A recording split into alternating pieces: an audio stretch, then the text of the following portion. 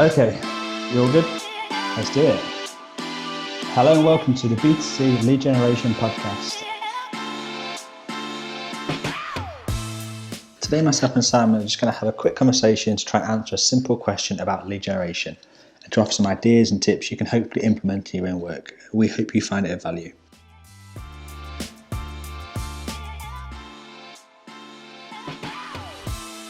Let's flip that around not from the perspective of the brand, but from the perspective of the lead generator and say, if you're sending leads on to brands, how do you add value from your side of it? Well, adding value to the brand, as in to help, there's two things within this, I think. So adding value to the brand is all about transparency between the brand and the lead generator. So ultimately, you'd make sure that you have all the validation in place to ensure that it's a real person that you're collecting the lead of. You'd deliver the lead immediately to the brand. You'd work with the brand to ensure that they're following the lead up with the right wording and terminology and accent that you add within the lead generation that you're using. So there's a seamless approach between one to the other. And that can involve like building packs out for the brand.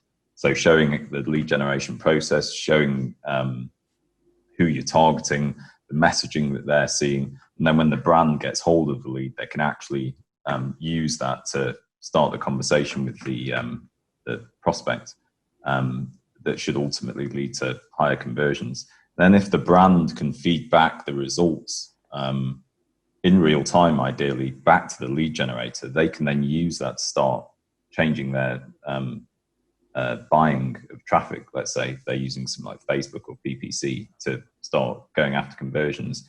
And they can work on stuff like how many people are they speaking to that they're actually converting to, what the response is when they are speaking to people, what can we do about the leads that they don't speak to.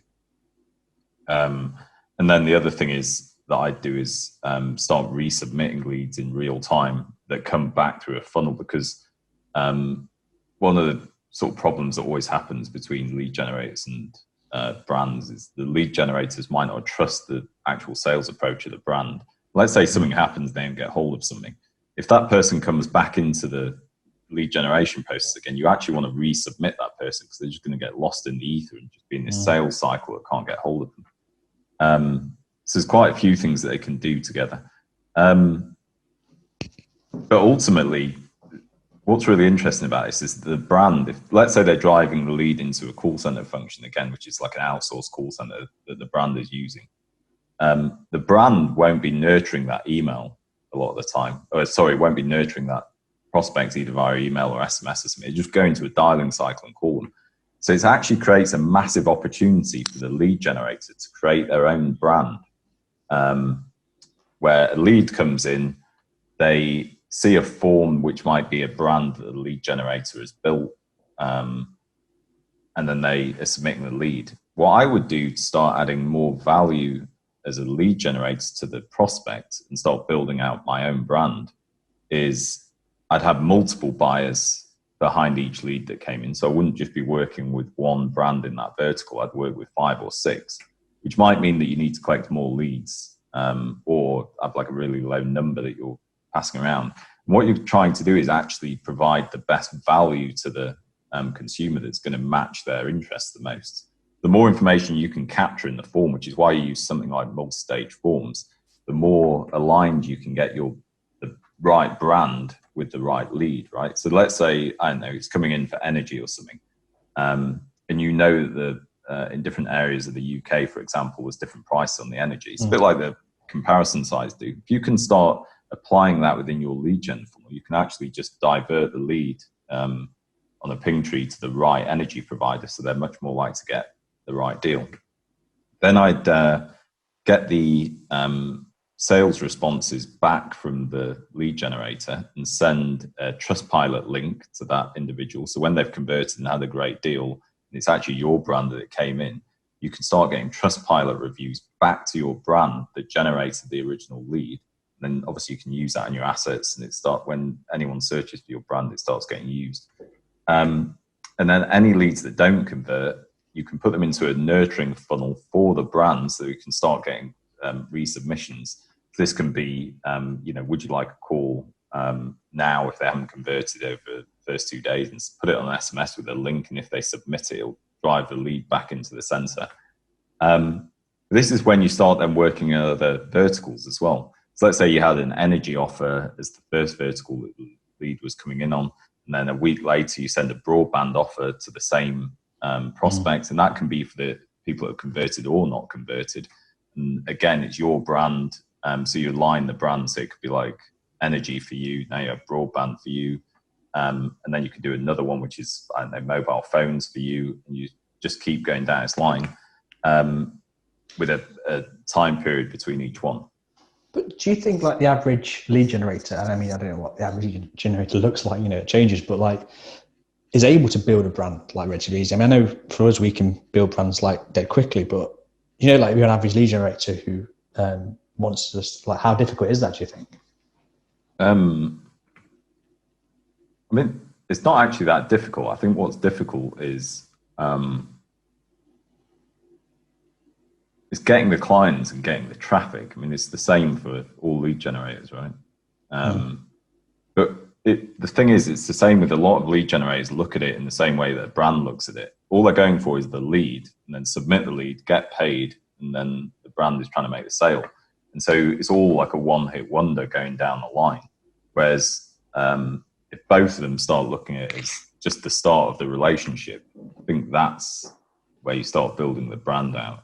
So, I don't know, if you've got the email and SMS number of a lead that's come in to your brand as a lead generator, you've now got an amazing opportunity to start a relationship with them. And they've trusted your brand. That's the thing that's actually brought them in to this sales function. And this is where the opportunity really lies. And as long as you respect them and give them value, there's no reason why you can't be the company that the strongest relationship is built with. So this is all that the price comparison sites did, right? They just do it all on the sales. So they work on the CPA generally. I mean, some do it on the CPL. But they recognize this opportunity that, we could actually build the brand out, become the face that everyone knows. Money Supermarket, there's millions of them about. So there's zero reason why lead generators can't do the same thing. In terms of like physically making it happen, you're building landing pages in different verticals, you're getting the clients in different verticals, you're going to be sending them leads in real time. I'd make sure that it was like one lead exclusively per vertical. And then in terms of adding more value, you've got to start learning the subject matter that the lead came in on, and start actually giving them value, where you're not just trying to generate them into a lead for another vertical. But let's say they came in on broadband. Why don't you have like an email sequence of 3 emails after they come in for 2 weeks that start giving them information about broadband, who the best suppliers are in different areas, what the speeds are in different areas, why different broadband deals are different, different deals that come up occasionally. You could actually send out to the people that have signed up to your brand for broadband that you've sent on as a lead. So it's obviously more work, but imagine like the lifetime value potential of that lead, all the other verticals that you could send them down, based on just coming in on one product. I guess at this point as well, if they've gone through that, and the value of that lead is going to go up because they're like far more qualified. You know exactly what they're after. That they bought from other areas, and your strength as a lead generator to brands is going to be like skyrocket compared to like your rivals, because you're going to be offering something that they can't. Yeah, well, you become a brand. I mean, that's what happens, right? What you're really looking for is that people become an ambassador of yours rather than the brands that you're sending them to. I mean, that sounds bad for the brands. I'm sure they build their own relationship with them and things. But your brand and your company becomes the thing that people trust and go to because they believe it's going to find the best deal. They believe that you're adding value to them. They're the thing that you trust. They're the thing they're going to mention to their friends and family, or anyone else. And there's zero reason why you can't make that happen. It literally just comes down to like building this relationship with the lead when it comes in. And that's why you can use that relationship for stuff like testimonials on your own brand, driving them to different verticals. The only thing I wonder is why more people don't do it. I was going to say, just play devil's advocate, it's just because it's hard work. Yeah. What you're saying sounds like hard work in comparison to this just easy, like generate a lead, sell it on, take the money and run. But it's, I guess, harder work, longer, more return and longer return as well. It's like a long process. You're going to get that for. Well, there's a few things in it. So yeah, it's definitely harder work, but if you're a lead generator and you're professional and you're experienced and an expert in your market, why aren't you doing that? You've already done it once to get a lead like attracted to you and come in. It's just to sort of doing that again, but adding more value to make it happen. But the other thing is that you're actually building a really valuable asset by doing this, because imagine that you had, I don't know, even 50,000 people that used your brand as the thing to start making purchasing decisions on. That's what we're talking about. Yeah. Like someone will want to buy that. If you're just generating leads, like driving Facebook traffic to a form, selling it once, and that's it. I mean, where's the value in it? Like, as in monetary value, if someone wanted to buy you, you've got someone running running media buying on Facebook. But you can hire, however many people doing that. You've got a form or a page or something that you're using to drive traffic on ads, but just copy them tomorrow. You've got the contracts with someone buying your leads. Someone else can just create the same thing and sell the leads. But imagine you actually have thousands of people which use you to actually make decisions. That's where the value is. It's not in the assets that you build or anything, because all that stuff can be copied relatively easily. It's just to do with the trust and influence you have over people at your prospects. So do you think the long-term goal of a lead generator could be to sell that brand then? Well, yeah, I mean, they either carry on running it or sell it. But, if you're a lead generator, just generating one-off leads, all you're ever going to do is sell those leads. There's no other opportunity. Whereas if you start forward thinking, what do I want to do in 5 years? I'd like to sell a brand for, 20 million pounds or whatever. That's not going to happen just generating leads. It's going to happen if you build a massive group of people that trust you to make decisions on. That's what people are interested in. There's zero reason why no lead generator can't just do this tomorrow. They literally have to just start doing it. And once you've done it once, right, you've built a page and you're driving traffic to it and everything else. You've already done 90% of it, because you're sort of doing the same thing. Yeah, you're going to have to start finding out ways to add value. But the other great thing about finding out how to add value, when we're talking about communicating with them about where it's non-lead generating or non-sales, is that you then become an expert in the markets that your clients are in as well. So let's say it was broadband, and you research everything about broadband and you start to learn all about the market, everything else. Imagine when you go to get a new client that you want to sell broadband leads to.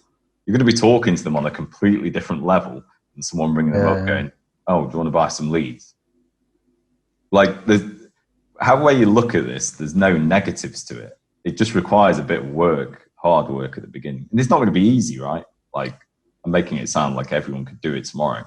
But if you've already got a successful lead gen business selling leads in a vertical, and even if you haven't and you want to start, there's no reason why you can't just do this. So there's some companies that have done it, like MBF Global have done it, Catania Media, DoLead, and I'm not even sure they do the full nurturing stuff completely in the way that we're talking. They've definitely made inroads to that, and we're talking massive global companies, multi-million pound turnovers that work in 20 countries around the world. And it's just because they've got it, they've understood that hold on, we can be the brand here. Thanks for listening to the B2C Lead Generation Podcast, the show for serious lead generators. Be sure to hit subscribe to hear more from those at the very cutting edge of the lead gen world.